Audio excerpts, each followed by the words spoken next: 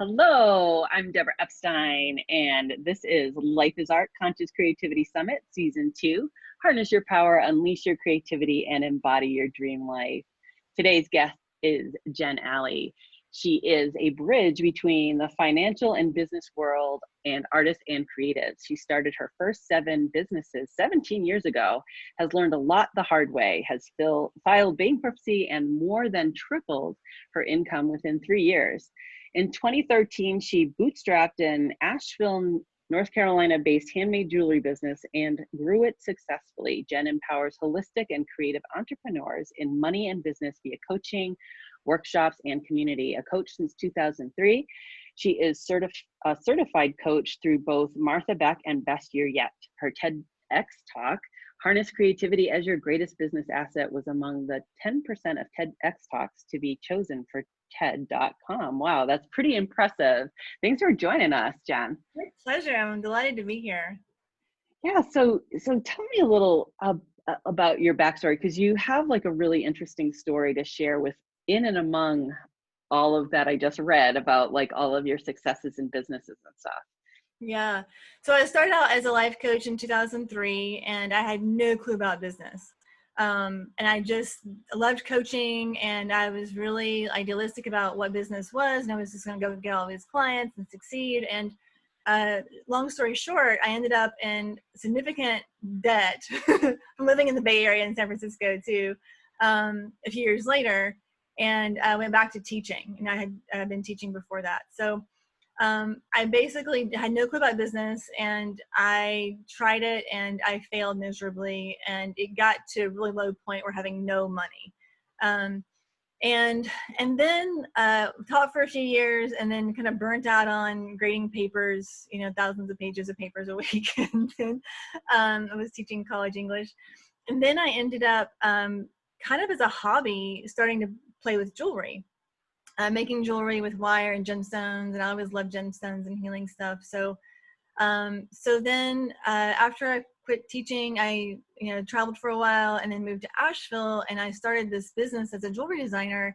And I was clear I was going to do it differently this time, because I learned a lot the hard way, and I learned a lot that I learned that I didn't know a lot of things I needed to know. So I got a lot of support this time and some training, and I dove into this jewelry business, and I felt really called to do this business, and it was coming from a different place.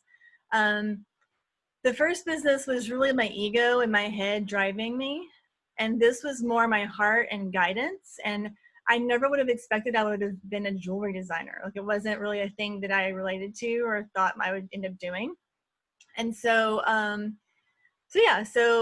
started that business, and it's been going for 8 years now. And so that was a big deal. And then I kept on being around a lot of artists and creatives, and I was really curious about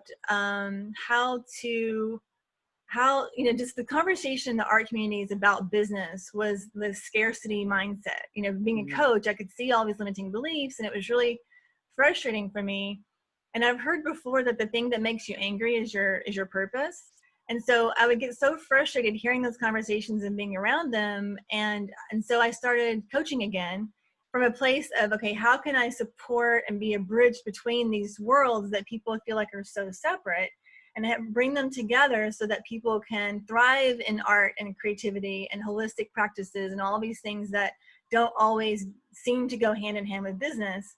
And that's what I've been focusing on, is how to leverage and harness that creativity and that right brain intuition in your heart, and that calling into business, and how to bridge those things, that they're not mutually exclusive. Mm-hmm.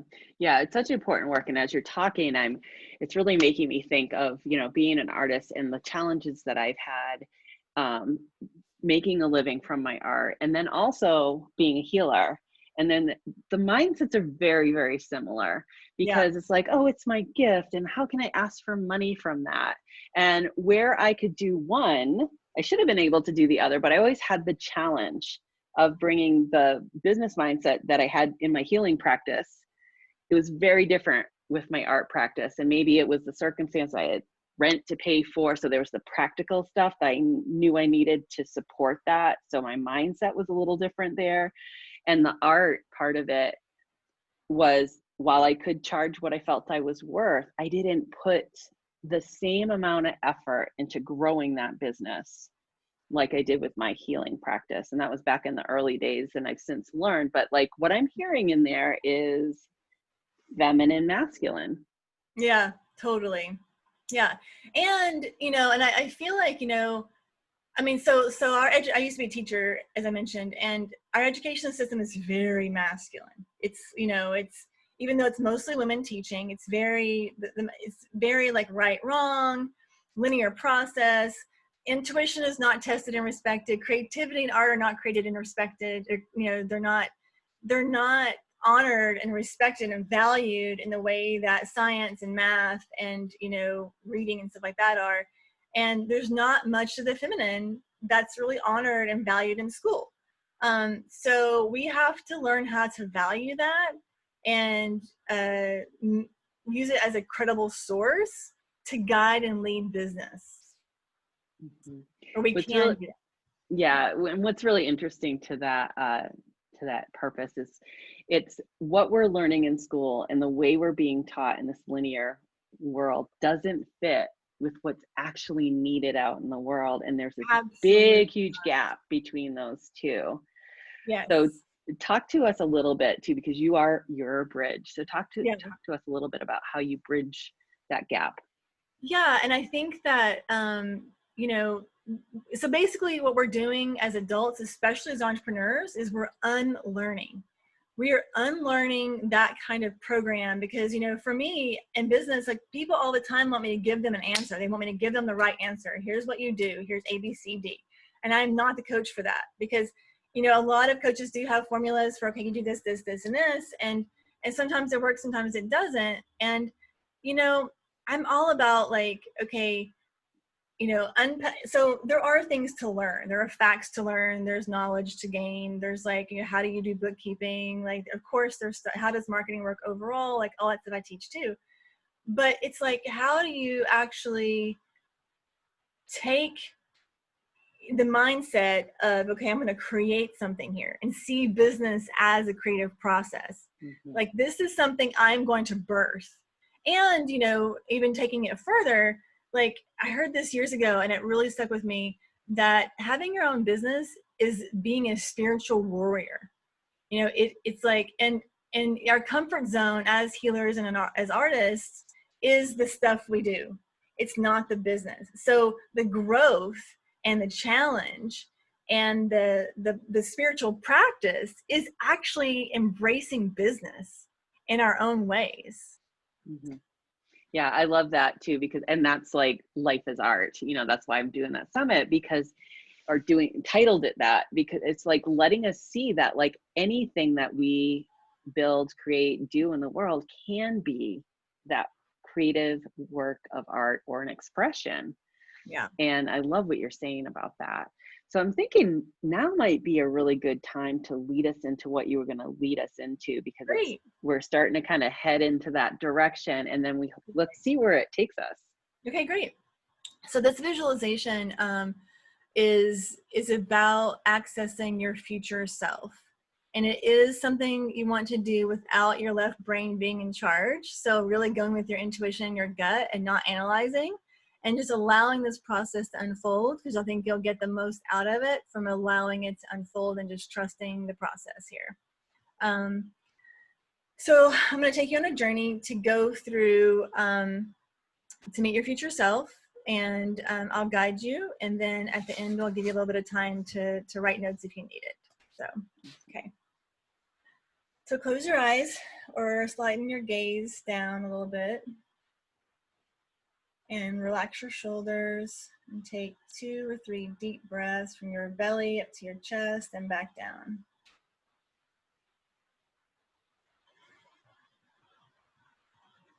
Breathing in calm and breathing out tension.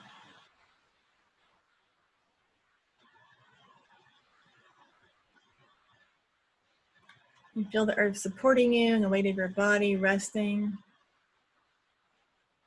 Your face relax. In your mind's eye, imagine you're going on a journey to visit yourself in the future. You're walking alone on a grassy path on a sunny day.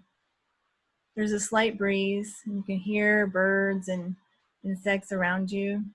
You're totally safe. The temperature is perfect. Ahead of you, you notice a mountain. And as you walk closer, you see a large rock at the base of the mountain. As you approach, you notice there's someone sitting on top of the rock. And this person looks familiar, and you see that it's you a few years in the future. She invites you to join her on the rock, and you easily climb up. So at first, just notice this version of yourself, 5 years in the future. This person has all her wants and needs met.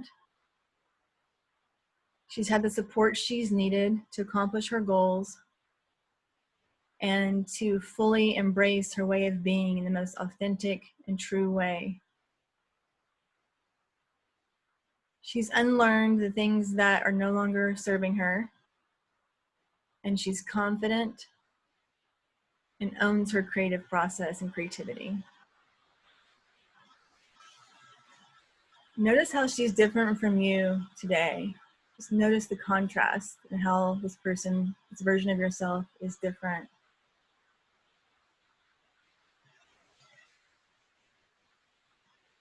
And ask her, what do you believe about yourself?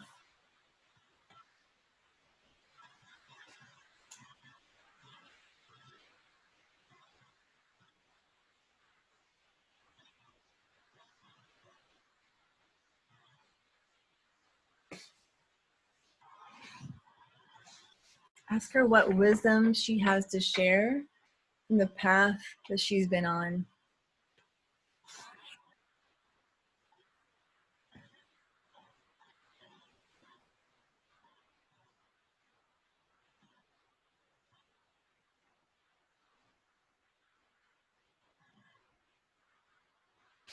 Notice the main feelings or energies that that future self embodies.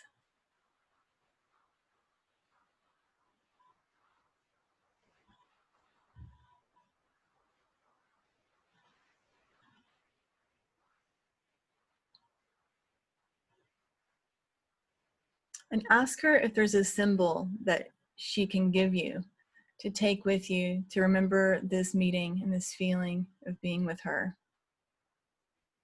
And receive it, if you will.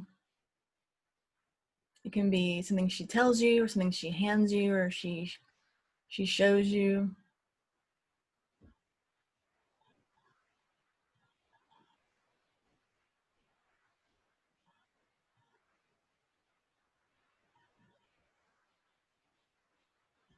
And knowing that you can return to this future self at any time, thank her in whatever way you like.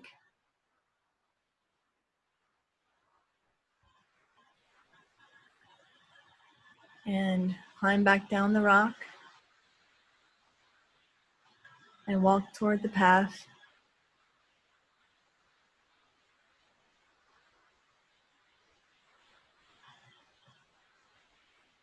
And as you start walking along the path, briefly turn back and look at the mountain.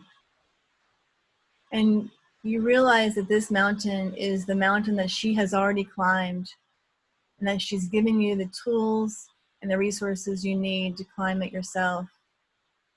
It represents your own goals and your aspirations and your vision for your life. Turn back toward the direction you came from again, and you're returning on the path to where you are now, noticing again the grass, and eventually returning to your body in the chair where you're sitting in the present moment. And move in whatever way helps you come back. Another deep breath, and when you're ready, you can open your eyes. Mm. Write down a couple of notes of what you remember most, what stands out to you, especially the feelings and the a symbol.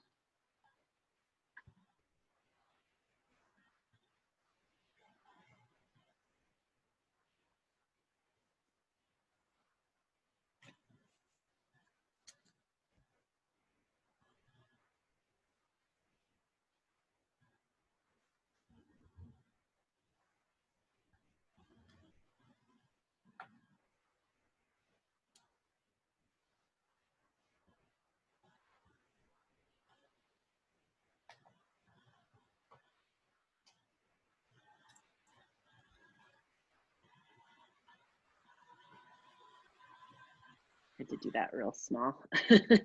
No worries. But I get the gist of it. Yeah.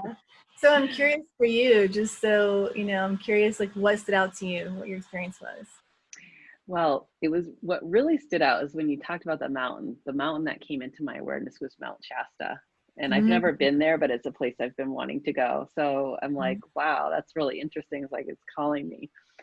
And what was you asked about something about her, and it was she was unstoppable. Mm.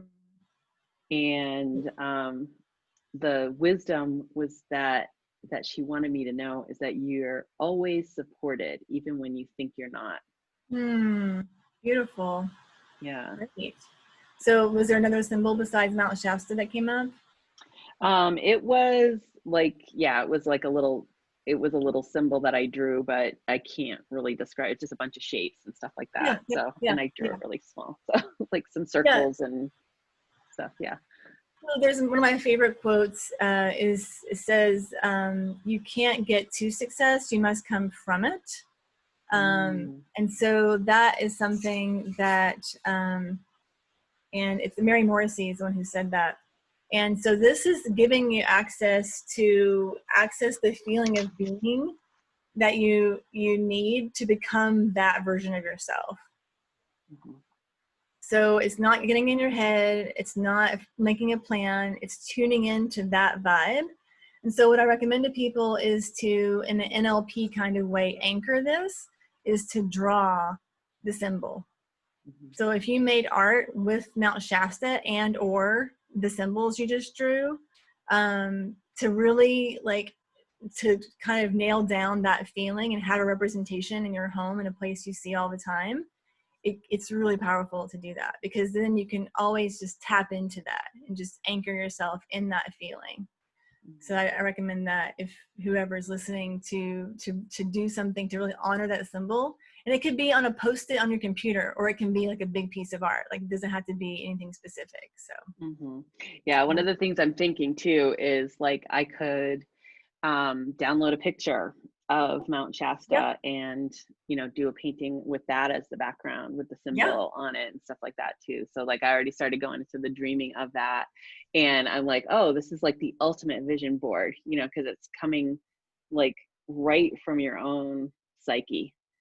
yeah, and it's not attaching to the form, because one of the challenges with vision boards is that it's form connected, and this Mhm. is actually the feeling you want to have instead of the form. And so it can be your guidepost no matter what, and there's less attachment, less judgment, and more accessing that feeling and that beingness, which is how we get there. Mhm. Yeah. Can you like, it's really interesting. That's been coming up a lot for me this year. And, some of the road that I've traveled and, in the program you and I were both in at separate times, Yeah, talk a lot about mechanism versus the state of being. yeah, And it's really funny because when you're in that container and you're learning it, you watch your teammates kind of bump into the same thing. And like, you kind of see like, okay, they're going into mechanism, they're going into mechanism. And working with people too is the subtleties of, not creating from mechanism. And it's like such a habit that we have yeah. of like, okay, I want to do this thing. I visualize it and then I go right into the how. And I think that that's a place where people get really shut down too. Yeah. And I think that, yeah, that this is hard for me too. This is the edge for me because I get into my head and I want to figure out the how. Mm-hmm. And in my office, I have this huge bulletin board and I have like this whole area of Post-its of possible mechanisms for the next thing I want to do. And I don't know yet what the mechanism will be. And it's not time yet for me to know it, because if it was, I would have it, and I'm not clear. So for me, it comes back again to the heart and the intuition, because and trusting the timing and the process for things unfolding, Mm-hmm. um, and and also really honoring what it's not, like clearing out things that would inhibit the spaciousness to create the next mechanism. Because I think a lot of times, like that's what's happening for me, and it's happening for a lot of people during COVID, is okay, what do I need to let go of right now in order to create the next thing? And that's a process in itself as well. I'm Mm-hmm. actually selling my jewelry business. So I put it Oh. up for sale this last few months. And so that has been a huge process on all levels, emotionally, mentally, spiritually, to Mm-hmm. trust that guidance and to let it go, and to trust that somebody else will come in and it'll all work out, and that I can do what I want to do next, which is do coaching full time and Mm-hmm. do more writing. So yeah, it's like, okay, so, and that's where I'm at. That's what I know right now, is that I know that the mechanisms I need to create are going to be bigger and stronger than I've done before. So I need to create space for that. Mm-hmm. So Mm-hmm. that's been a part of my process personally. Yeah. How did you know? How did you know that you wanted to move in this direction? What was it that told To, you it was to sell time? the business? That's a Yeah. good question. Well, it had been in the back of my mind for a while, and actually been in the back of my mind for a long time, like years. Like I was actually planning to rebrand and then sell it eventually and do more writing and coaching. So it was kind of like I did the jewelry and then I got into coaching again. And then I could already kind of feel, okay, this is going to shift one day. And then it shifted, like it shifted. And last year, I went to California 4 times for the training, and like I did the TED Talk. So last year was consumed with like the next level of training for my coaching, Mm-hmm. um, even though I didn't know it at the time exactly. um, and and so I just was kind of pulling away naturally from my jewelry business, and then when COVID hit, I think for me, I was like, okay, what the energy that I have. I've also had some health stuff come up in not COVID, but like before even COVID hit, I had some stuff coming up because I was just from pushing myself so hard for so long. So I've had to do a whole revamp of like my relationship with my body, listening to my body, listening to my intuition, not pushing myself, not not coming from ego or like head at all, because as soon as I do, my body's like, nope, not gonna do that today. Mm-hmm. So it's like a lot of surrender, a lot of being in the process. And I noticed that it kept coming up in my conversations with my closest friends, and then it was kind of like the seed that started going and sprouting, and I kept nurturing it because it was like pulling my focus. And then I actually wasn't planning on selling it at first. I was planning on just letting it go. And then a colleague of mine who's been a business consultant for like 30 years said, sell it. And I was like, how? And she's my broker. So it just kind of happened, too. It just kind of was happening as I was nurturing the seed of possibility of that. Yeah. And what I hear you saying, that I don't know if you're aware that you're saying it, is the noticing. And that's like something that we've been talking about with a lot of different creatives on this summit, is that maybe you don't know what it is, Yeah. but you're on the journey and you're listening, and you're Yeah. then taking the next step and taking the next step. And I know that's something that as coaches, we talk about that all the time. And So hard though. what you just said and the way you said it perfectly illustrated that action or that mechanism. And yeah, thank you. And I realized too that, like I'm super creative and I need outlets for creativity and besides just writing and coaching stuff. And so I actually started painting again at the beginning of May. And I Mm, hadn't painted in 15 years. And so so that was also a shift because all my creative, like all my especially visual creative energy, besides like graphics for my coaching business sometimes, whatever graphics, it was more about like the jewelry. It all went into that. And then I started painting and I was like, oh, I don't have to have my creativity as a business. And I'm not saying I'll never sell a painting because I might one day, but right now I'm just regaining my relationship with that aspect of creativity and I'm having fun. mm-hmm, And, that was one of the things that got me through lockdown was just, giving myself permission to paint and to play and to let myself get out of my head into my heart and follow my intuition and take creative risks in different ways and new ways. And not thinking about what will people think. I didn't mm-hmm, share with anybody for a long time. And so just really honoring my creative process for me was a big thing as well. mm-hmm. Yeah, that's one thing I say to a lot of people too when they get a little intimidated by art, and that it's just expression. You're just expressing yourself in this medium, and that it gets to be fun and it gets to be just for you if that's what you want, or you can let it out into the bigger world. And what I love about the time we're living in right now is there's so many ways of letting people see that expression or using it to focus out and change the world. Absolutely. Yeah.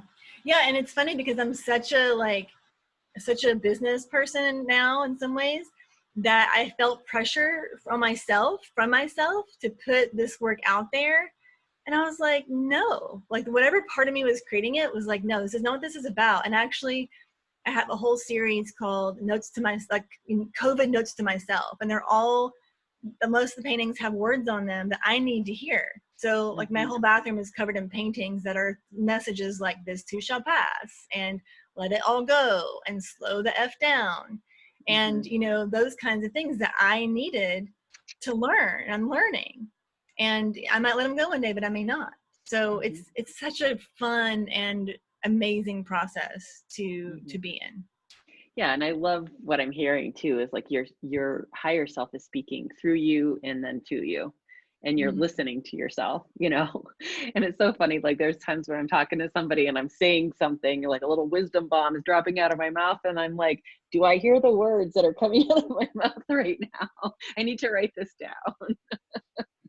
Because so often we're plugged into it. We're just so in the moment and, it comes through. And when you're giving Yeah, it to somebody else, it's like, pay attention, man, And I love absolutely. that you have that, like, you have your work all over to remind you Yeah, of that, absolutely. of what you know. Mm-hmm. Yeah. Yeah. Well, it's been really awesome having you here and sharing your wisdom and, guiding us in the way that you've been. Is there any final words or thoughts that are coming through that you'd like people to know or think about to leave them with? The thing that comes to mind is really about connecting with other people who are in the same sort of path, because I feel like it's easy to be isolated right now. It's easy to be isolated in your business or in your creative process or whatever it is. So really staying connected in whatever form works for you is so priceless and underrated. Hmm. Hmm. Yeah, so interesting. I was just talking about that with another speaker in interview just prior to yours, and the importance of connecting in community and in cooperation, you Yeah. know, and yeah, because this is so isolating right now. We're all kind of, you know, not doing life the way we normally do, this carefree, like I'm gonna go here and I'm gonna go, you're always thinking, and then even like it's so surreal when you're out and about and everybody's got these masks on, and I can't help but think of Handmaid's Tale, when I'm looking, I'm like, what are we living in here? Every once in a while I get that like that little surreal feel of what is going on here, you know? So Mhm. yeah, it's really good to be able to meet up with people and, or, you know, Yeah, whatever distance form we works, may, you know? yeah, Yeah. whatever form you can, and talk about it, you know, get it out there. Yeah. For sure. For sure. So also there's a free gift that is going to be Yes. put on the same page as this video here. And yeah, why don't you tell us a little bit about that? Great. So it's a money makeover kit, and it's a 3-part kit that includes a video of a half-hour workshop, which includes a lot of the stuff I just talked about, but really I workshop about those concepts. And there's a couple of page thing that's about affirmations and limiting beliefs and clearing them, and resources about money mindset. My belief is that a lot of times our incapacity to receive and our blocks around not receiving can really block everything else. So it doesn't matter what you do or how you do it. It's about, you know, really being able to receive and moving the money blocks. And then the other component is a money manifesto for artists, creatives, and rebels. So it's a printable page that has a lot of affirmations that really kind of nail the points home that you need to remember to really embody being a creative in business. Sounds like a wonderful gift in addition to what we just did. So, Jen, thank you so much for joining us and sharing your wisdom with us for a little bit, and that beautiful guided journey My to our pleasure. future selves. And all of you, thank you so much for joining us once again for the Life is Art Conscious Creativity Summit. Don't forget to click on the link and get your free gift. And if you have any thoughts, insights, anything you want to share, you can share that in the Conscious Creativity Facebook group, and tag Jen if you have any questions for her. Okay, well, thanks again, and we'll see you all next time on the Life is Art Conscious Creativity Summit. Bye.